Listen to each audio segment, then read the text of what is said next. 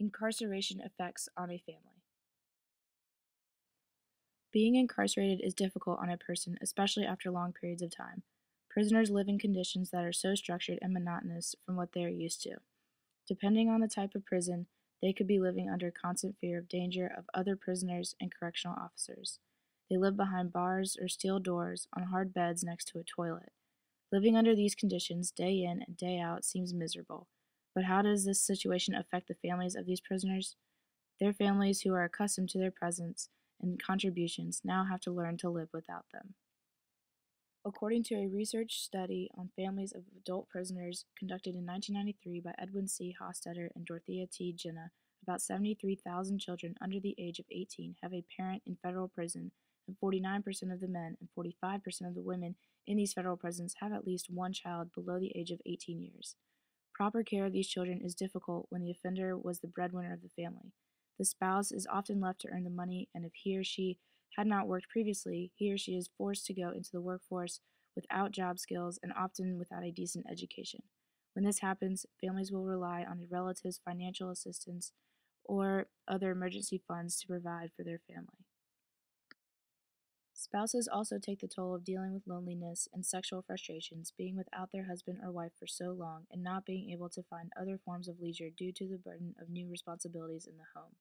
Spouses also deal with the stress of their incarcerated husband or wife's safety while they are in prison. The added worries of their spouses while they are away, plus the new responsibilities they must undertake, is difficult on a family and is certainly not easy to deal with alone. There have been numerous studies on the social, emotional, and cognitive effects on children with incarcerated parents. According to Dr. Denise Johnston in her study on the effects of parental incarceration, during the early developmental stages of a child before the age of 5, the separation from a parent can cause acute traumatic stress anxiety and impair bonding abilities. By their early adolescent years, a child is learning to control their emotions and learning how to work productively, so separation from a parent can cause traumatic reactive behaviors. By the time they are about to reach adulthood, children are developing a sense of identity and worth. Separation from a parent at this stage can lead to early incarceration as intergenerational crime takes effect and teenagers try to develop relationships with others, whether they are good or bad. Even though these effects will not necessarily occur to every child with an incarcerated parent, the chances of a developmental deterrence is much higher than those without parental separation.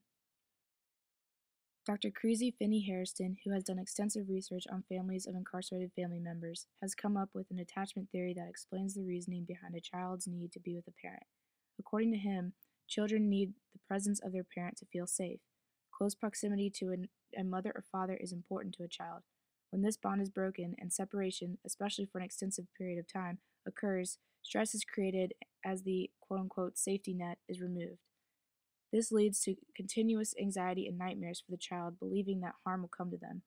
Aggression can also be a result as they try to release anger and bottled up emotions. To help with separation between child and parent, prison visits are utilized as an opportunity for families to come together. These visits are important for children so they can visually see that their mother or father is safe and that they are being taken care of while they are apart. In this sense, prisons may not seem so bad to children who are too young to understand the purpose behind it. Visiting hours allow children to maintain a relationship with their parent, one that allows them to be comforted by the mere fact that the incarcerated also wants to see them by allowing the visit. However, others disagree with visits because they take place inside the prison walls. Prisons are crude places with dangerous people and inappropriate influences. If prisons are continually visited and become a normal routine, children may not associate a prison as a bad place where they do not belong. These theories also support the belief in an increase in criminal lifestyles as this atmosphere becomes the norm. Phone contact seems to be the better alternative with the opinion because relationships can still be created but under different and safer environments more appropriate for developing children. There is also a social stigma that goes along with having a family member in prison. Judgments are passed by others who make assumptions on the rest of the family based off of the incarceration of one family member.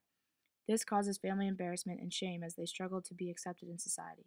This stigma also influences a parent's hesitation to explain to a child how or why their mother or father is incarcerated, ultimately affecting the relationship between the prisoner and the rest of the family. Once their prison term ends, many prisoners try to reunite with their families back home. However, things are never the same. Life had to continue on without them, so changing what has already been changed cannot necessarily happen.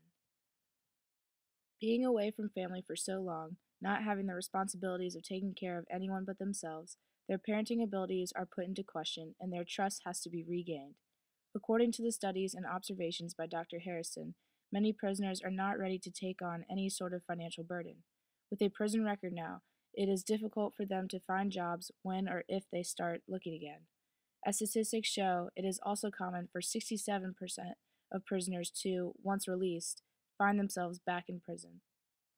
Based on his experiences on death row that he recorded in a novel called Live from Death Row, Mumia Abu Jamal talked about a visit he received from his young daughter. He described how the non contact visit he had with her haunted him because of how emotional it was.